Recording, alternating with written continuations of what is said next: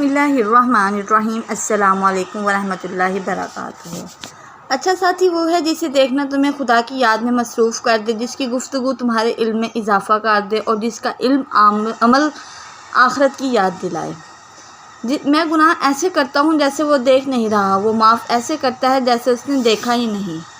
कुरान पाक की खूबसूरती ये है कि आप उसके पैगाम को बदल नहीं सकते, हाँ मगर वो आपको बदल सकता है। मेरी लाख बुराइयों को जानते हुए भी मुझसे बेइंतहा मोहब्बत करने वाला सिर्फ मेरा अल्लाह है।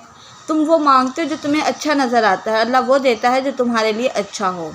जब आप तजर्बात से भर चुके होते हैं तो इस कदर बूढ़े हो चुके होते हैं कि कोई भी आपके तजर्बात को मुलाजमत नहीं देता। सबसे ख़तरनाक नाराज़गी वो होती है जिसमें आप कभी उस शख्स पर जो जताते हैं कि आप नाराज़ हैं। परेशानी में मजाक और खुशी में ताना मत दो, क्योंकि ये रिश्तों में मौजूद मोहब्बत को ख़त्म हो जाती है।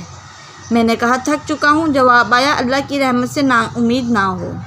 हम तकलीफ़ के जिस भी मकाम पर हों, हमसे आगे ज़रूर कुछ लोग होते हैं। उन्हें देखकर हमें शुक्र की लाठी थाम लेनी चाहिए ताकि रास्ता सहूलत से कट जाए।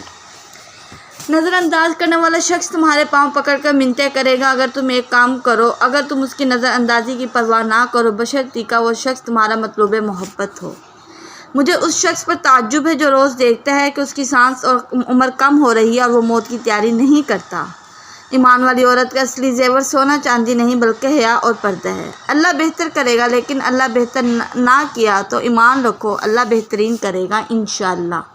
दोस्तों वीडियो अच्छी लगी तो कमेंट करके ज़रूर बताएं और चैनल को सब्सक्राइब कर दें, वीडियो को लाइक कर दें, शेयर कर दें।